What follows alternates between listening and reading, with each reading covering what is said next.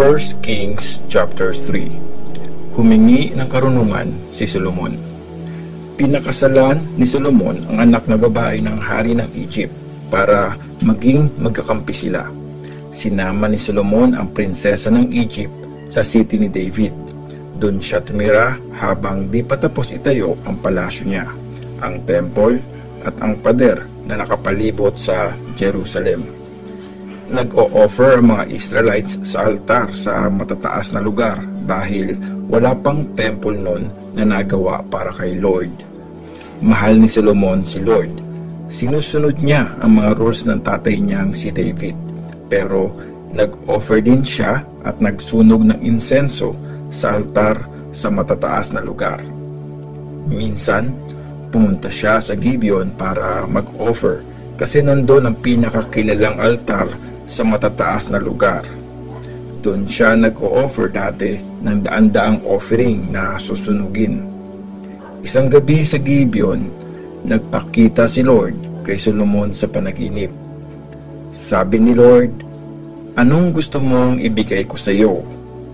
Sumagot si Solomon, "Nagpakita kayo ng wagas na pagmamahal sa servant niyong si David na tatay ko, kasi namuhay siya ng tapat sa inyo, matuwid at may malinis na puso.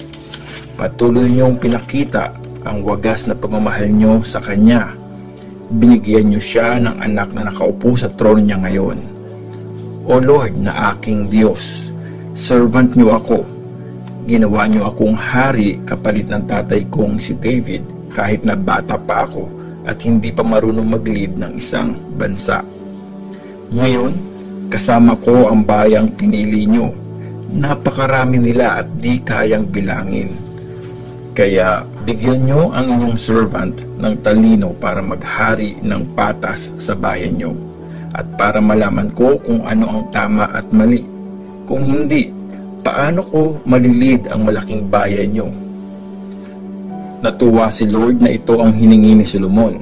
Sabi sa kanya ng Diyos, "Dahil talino ang hiningi mo para malaman ang tama at mali at hindi mahabang buhay, yaman o kamatayan ng mga kaaway mo, gagawin ko ang request mo. Bibigyan kita ng karunungan na walang katulad. Wala nang ibang magiging kasing talino mo. Ibibigay ko rin sa iyo yung mga di mo hiningi, yaman at karangalan. Walang hari na magiging katulad mo sa buong buhay mo. Kung mamumuhay ka ayon sa gusto ko at susunod sa mga instructions at utos ko, gaya ng tatay mong si David, papahabain ko ang buhay mo." Tapos, nagising si Solomon at na-realize niya na nananaginip siya. Pumunta siya sa Jerusalem at tumayo sa harap ng box ng kasunduan ni Lord at nag-alay ng mga offering na susunugin at mga peace offering. Pagkatapos, nagpa-party siya para sa lahat ng officials niya. Ang matalinong hatol ni Solomon. Isang araw, may dalawang prostitute na humarap sa hari. Sabi nung isang babae, "Kamahalan, nakatira po kami ng babaeng ito sa iisang bahay. Nanganak ako habang nandun siya. After 3 days, siya naman ang nanganak. Wala po kaming kasama. Kami lang dalawa. Isang gabi, namatay ang anak niya kasi nadaganan niya. Tapos, bumangon siya ng hating gabi at kinuha ang anak ko sa tabi ko habang tulog ako. Niligay niya yon sa tabi niya at sa tabi ko naman ang patay niyang anak. Nung gumising po ako kinaumagahan para padedehin ang anak ko, nakita kong patay na ito. Pero nung tingnan ko nung malapitan, hindi yun ang anak ko." Pero sabi nung isang babae, "Hindi.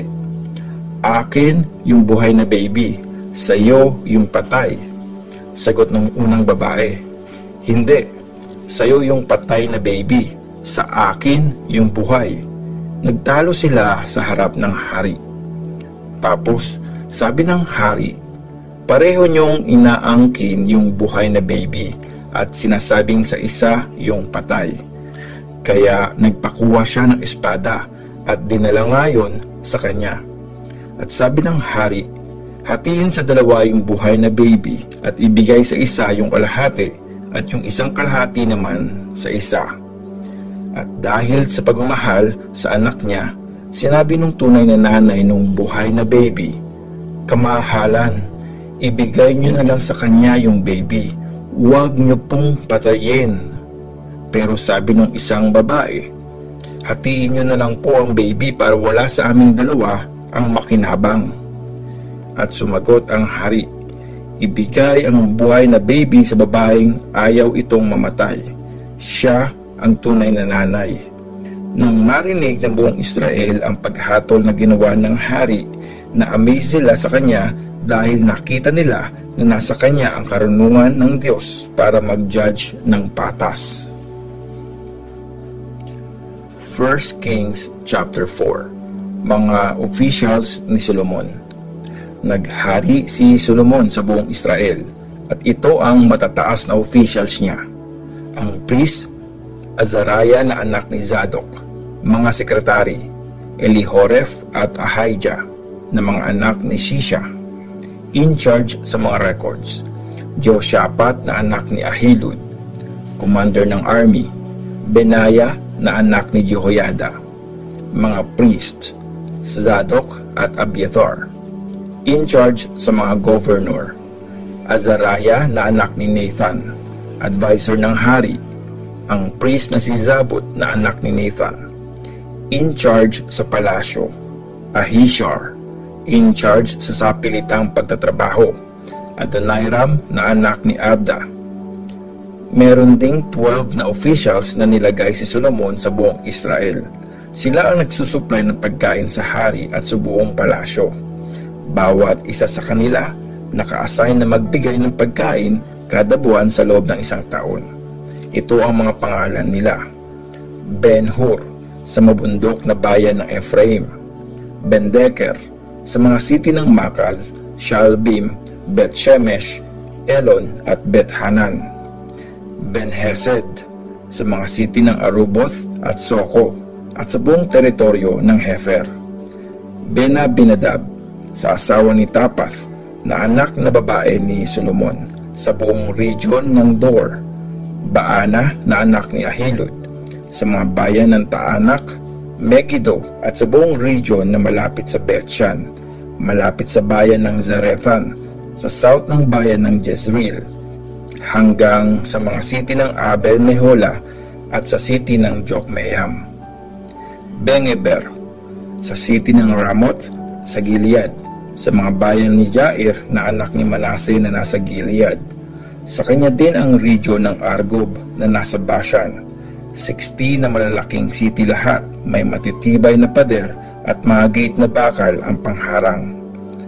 Ahinadab na anak ni Ido sa Mahanaim; Ahimaas, asawa ni Basimath na babaeng anak ni Solomon sa teritoryo ng Naphtali; Baana na anak ni Hushai sa region ng Asher at sa bayan ng Beeloth; Jehoshaphat na anak ni Parua sa teritoryo ng Isakar; Shimei na anak ni Ela sa teritoryo ng Benjamin; Geber na anak ni Uri sa region ng Gilead na pinagharian ni King Sihon ng mga Amorites at King Og ng Bashan. At may isa namang leader na in charge sa lupain ng Juda. Ang karunungan at yaman ni Solomon. Ang mga tao sa Juda at Israel ay kasing dami ng buhangin sa tabing dagat. Lagi silang may pagkain at inumin at masaya sila. Naghari si Solomon sa lahat ng kaharian mula sa Euphrates River hanggang sa Philistia at sa border ng Egypt. Nagbabayad ng tax ang mga tao at nagpasakop kay Solomon buong buhay niya. Sa isang araw, ganito karaming supply na pagkain ang nauubos ni Solomon: 150 na kaban ng magandang klaseng harina, 300 na kaban ng ordinaryong harina, 10 pinatabang baka, 20 na tupa, 20 na bakang pinakain sa damuhan, 100 na tupa, bukod pa ang mga lalaking usa at mga usang gubat, maliliit na usa at mga pinatabang alagang manok. Sakop ni Solomon lahat ng lupain sa west ng Euphrates River, mula Tipsa hanggang Gaza, pati lahat ng mga hari sa west ng Euphrates.